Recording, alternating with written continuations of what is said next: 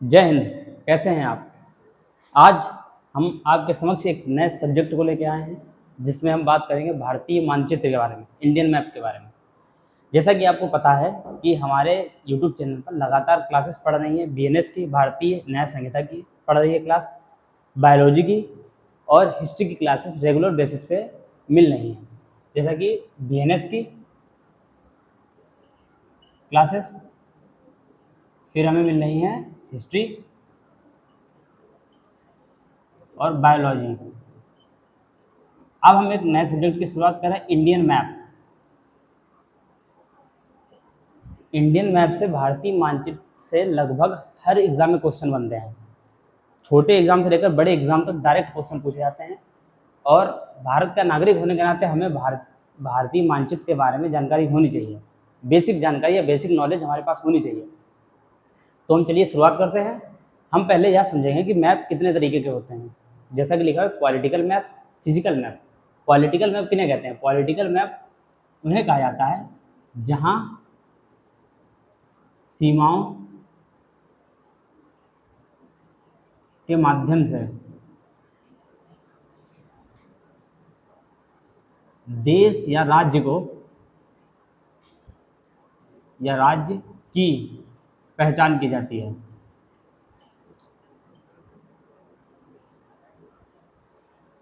Political map जो होते हैं वो राज्य या देश की सीमाओं को रिप्रेजेंट करते हैं, उसमें दिखाया जाता है।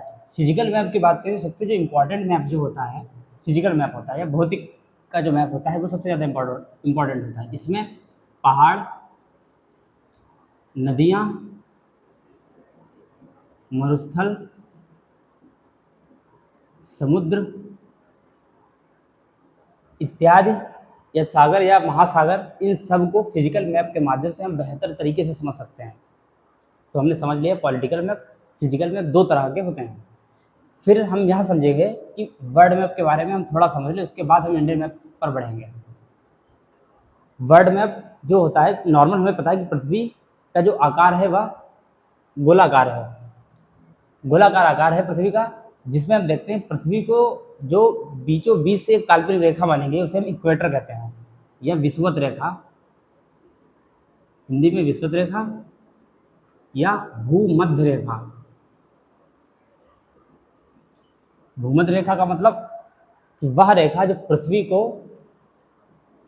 मध्य से डिवाइड करती है, इसलिए हम इसे भूमध्य रेखा कहते हैं, इक्वेटर कहते हैं, जिसे हम 0 डिग्री मानते हैं। यह जो रेखाएं हैं यह सब काल्पनिक हैं, पर इन्हें समझने के लिए आगे हम समझेंगे कि इनका महत्व क्या है, क्यों ऐसी आवश्यकता पड़ी है। तो जो इक्वेटर है उसे 0 डिग्री मान लिया जाता है। इक्वेटर का जो नॉर्थ का रीजन उसे हम नॉर्थ स्फीयर कहते हैं, या हम उत्तरी गोलार्ध कहते हैं, उत्तरी गोलार्ध। और 0 डिग्री से जो नीचे का हिस्सा है उसे हम दक्षिणी गोलार्ध कहते हैं, नॉर्थ स्फीयर, दक्षिणी गोलार्ध कहते हैं।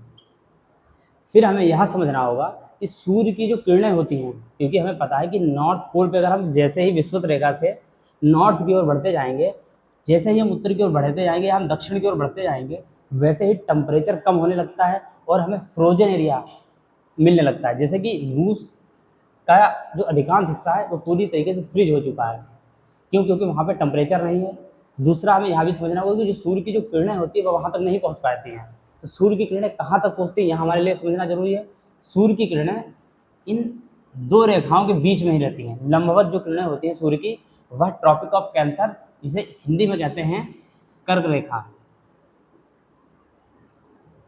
और ट्रॉपिक ऑफ कैप्रिकॉन, जिसे हम हिंदी में कहते हैं मकर रेखा। सूर्य की किरणें वर्ष भर इन्हीं दो रेखाओं के बीच रहती हैं।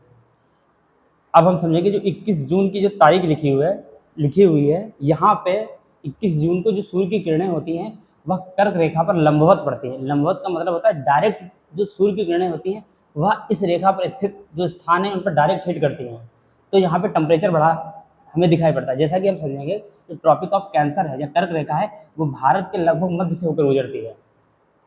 अब जो एरिया इन रेखाओं के बीच में पड़ेगा वहाँ पर वर्ष भर टेम्परेचर ज़्यादा रहेगा। तो सूर्य की किरणें 21 जून को कर्क रेखा पर पड़ती हैं। 21 जून के बाद सूर्य कर्क रेखा से नॉर्थ की ओर शिफ्ट नहीं होता है, उसकी किरणें साउथ की ओर पुनः शिफ्ट होती हैं, साउथ की ओर शिफ्ट होते हुए आती हैं विषुवत रेखा पर या इक्वेटर पर। वहां पर 21 मार्च को और फिर 23 सितंबर को, इन दो डेट को सूर्य की किरणें डायरेक्ट विषुवत रेखा पर इक्वेटर पर पड़ती है। उसके बाद सितंबर के बाद सूर्य की किरणें नीचे की ओर साउथ की तरफ शिफ्ट होती है और 22 दिसंबर को सूर्य की किरणें मकर रेखा पर पड़ती हैं। उसी दिन नॉर्थ में या भारत में विशेषकर मकर संक्रांति का जो त्यौहार होता है वो उसी दिन मनाया जाता है। तो हमें यहाँ समझना होगा, जैसा कि जून का जो मंथ चल रहा है, हमें यहाँ समझना होगा कि जून के मंथ में गर्मी क्यों पड़ती है, क्योंकि सूर्य की किरणें जो होती हैं वो डायरेक्ट कर्क रेखा पर पड़ती हैं और कर्क रेखा जो होती है वो भारत के मध्य से होकर गुजरती है। इसीलिए भारत में हमें टेम्परेचर ज़्यादा बढ़ा हुआ प्रतीत होता है। लगभग हमने देखा है कि 50 डिग्री सेल्सियस तक हमें ज़्यादा दिखाई पड़ा है। फिर जून के बाद सूर्य की जो किरणें होती हैं वह नीचे की तरफ शिफ्ट होने लगती हैं, साउथ की तरफ। फिर 23 सितंबर को जो सूर्य की किरणें होती हैं वह फिर इक्वेटर पर पड़ती हैं। जैसा कि जून के बाद जुलाई, अगस्त, सितंबर को 3 महीने के बाद सूर्य की किरणें विषुवत रेखा पर पड़ेंगी, तब जो नॉर्थ का जो एरिया होता है यहाँ पर टेम्परेचर कम हो जाता है। फिर 23 सितंबर के बाद 22 दिसंबर को सूर्य की किरणें आ जाती हैं बिल्कुल साउथ में, यानी कि मकर रेखा पर 23.5 डिग्री पर मकर रेखा पर। फिर मकर रेखा 22 दिसंबर के बाद जो सूर्य की किरणें हैं वह फिर नॉर्थ की तरफ शिफ्ट होती हैं और 21 मार्च को फिर भी इक्वेटर पर पड़ती हैं। तो इसी तरीके से सूर्य की जो किरणें होती हैं वह नॉर्थ टू साउथ शिफ्ट होती रहती हैं, जो हमने यहाँ समझ लिया है। फिर हम समझेंगे इंडियन मैप के बारे में। जैसा कि हमने देखा है कि ये कर्क रेखा है जो वर्ल्ड मैप से होकर गुजर रही है। भारत की लोकेशन यहाँ पर है, ये हमें समझना होगा, भारत की लोकेशन यहाँ पर है। तो कर्क रेखा भारत के लगभग मध्य से होकर गुजरती है। पहले तो हम यहाँ समझ लें किन किन राज्यों से होकर जाती है, क्योंकि हमारे लिए बहुत जरूरी है। एग्जाम में डायरेक्ट यहाँ से क्वेश्चन पूछा जाता है कि कर्क रेखा निम्नलिखित में से किस राज्य से होकर गुजरती है। तो पहले तो हम यहाँ समझ लें कि गुजरात, राजस्थान, मध्य प्रदेश, छत्तीसगढ़, झारखंड, पश्चिम बंगाल, फिर त्रिपुरा और मिजोरम। जो कर्क रेखा है भारत के 8 राज्यों से होकर गुजरती है, भारत के 8 राज्यों से होकर गुजरती है। हमने राज्य भी, स्टेट भी देख लिया। हालांकि अब जिस तरीके से कंपटीशन बढ़ता जा रहा है उसमें यह भी पूछा जा सकता है कि कर्क रेखा पर पड़ने वाले राज्यों का वेस्ट टू ईस्ट क्रम लगाइए, तो वो भी हमें पता होना चाहिए। गुजरात, राजस्थान, मध्य प्रदेश, छत्तीसगढ़। तो छत्तीसगढ़ है, यह 2000 में 3 राज्य बने थे। सन 2000 में 3 नए राज्य बने थे।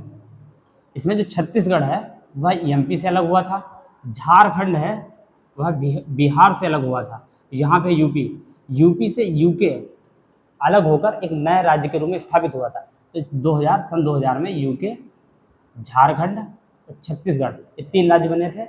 इसमें से मध्य प्रदेश, छत्तीसगढ़, झारखंड और वेस्ट बंगाल से होकर कर्क रेखा गुजरती है। बिहार हालांकि थोड़ा नॉर्थ में पड़ता है, और त्रिपुरा और मिजोरम तो हमने देख लिया है। वेस्ट टू ईस्ट इनका क्रम भी देख लिया है, किन किन राज्यों से होकर गुजरती है यह भी हमने देख लिया है। अब हम देखेंगे कि जो भारत है उसका विस्तार कहाँ से कहाँ तक है। जैसा कि हम आगे लेटीट्यूड और लॉन्गिट्यूड के बारे में पढ़ेंगे। तो लेटीट्यूड किसे कहते हैं? अक्षांश रेखाओं को। लेटीट्यूड अक्षांश रेखाएं,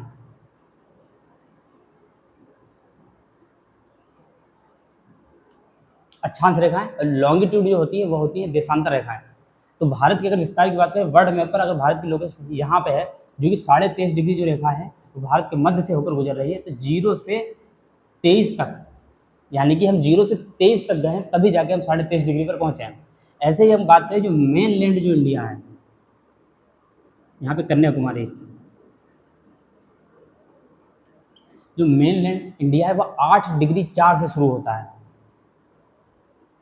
8 डिग्री नॉर्थ जो हम कह सकते हैं लेटीट्यूड से, 8 डिग्री 4 पूर्वी अक्षांश से,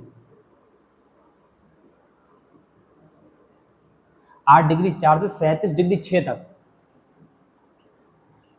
भारत का विस्तार है।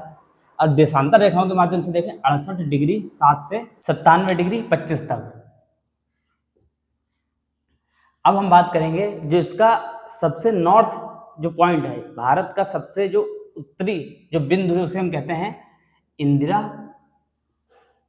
कॉल। फिर हमने जैसा कि देखा था मेन लैंड जो इंडिया है उसका हमने दक्षिणी बिंदु देखा था कन्याकुमारी, पर अगर हम प्रॉपर द्वीपों को अगर जोड़ के हम बात करें, इसे अंडमान निकोबार द्वीप समूह है, अगर इसमें हम बात करें तो भारत का सबसे दक्षिणी बिंदु माना जाएगा ग्रेट निकोबार में, ग्रेट निकोबार में इंदिरा पॉइंट, जिसे पहले पिग्मेलियन पॉइंट भी कहा जाता था। इस तरह से हमने देख लिया है कि भारत का जो अक्षांशीय विस्तार हमने देखा 8 डिग्री 4 से उत्तरी अक्षांश से 37 डिग्री 6 उत्तरी अक्षांश तक, उत्तरी अक्षांश। फिर हमने देखा था 68 डिग्री 7 पूर्वी देशांतर से 97 डिग्री 25 पूर्वी देशांतर तक भारत का विस्तार है। फिर हमें यह भी समझ लें कि भारत की जो लोकेशन है पूरे वर्ल्ड मैप पर वह किस गोलार्ध में पड़ती है, तो हमें वो देखना पड़ेगा भारत की जो लोकेशन है वह है उत्तर पूर्वी गोलार्ध, नॉर्दर्न हेमिस्फीयर। क्योंकि जैसा कि हमें पता है कि 0 डिग्री से हमने कहा था कि जिसका ऊपर का जो भाग है उसे हम नॉर्थ स्फीयर कहते हैं, फिर जो हमने इसके जो दक्षिण का भाग है उसे हमने साउथ स्फीयर कहा था, साउदर्न स्फीयर कहा था। यहाँ पे एक 0 डिग्री जो देशांतर रेखा है जो कि इंग्लैंड के ग्रीनविच से गुजरती है, इस रेखा के पूर्वी जो ईस्ट का जो पार्ट होता है उसे हम पूर्वी देशांतर के रूप में देखते हैं, इसके जो वेस्ट का जो हिस्सा होता है उसे हम पश्चिमी देशांतर के रूप में देखते हैं।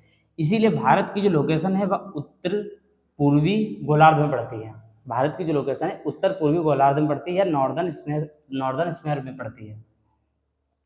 उम्मीद है कि आपको सारी चीज़ें समझ में आ गई होंगी, हमने बेहतर तरीके से चीज़ों को समझाया। पॉलिटिकल फिजिकल मैप का जो डिफरेंस है वो हमने पढ़ा, फिर हमने वर्ल्ड मैप पे जो उत्तरी गोलार्ध और दक्षिणी गोलार्ध के बारे में पढ़ा था, फिर हमने तारीखों के बारे में पढ़ा था कि सूर्य की किरणें किस किस डेट को किस किस जगह पे वर्टिकल पड़ती हैं। फिर हमने देखा था इंडियन मैप के बारे में, जहाँ पे हमने देखा था कि भारत का जो विस्तार है कहाँ से कहाँ तक है, अक्षांशीय विस्तार हमने देखा था, और जो देशांतरीय जो विस्तार है वो हमने देखा था। फिर इसके हमने उत्तरी और दक्षिणी पूर्वी पश्चिमी जो बिंदु है उन्हें भी हमने समझा था। आगे हम मिलेंगे नई क्लास के साथ। जय हिंद, जय भारत।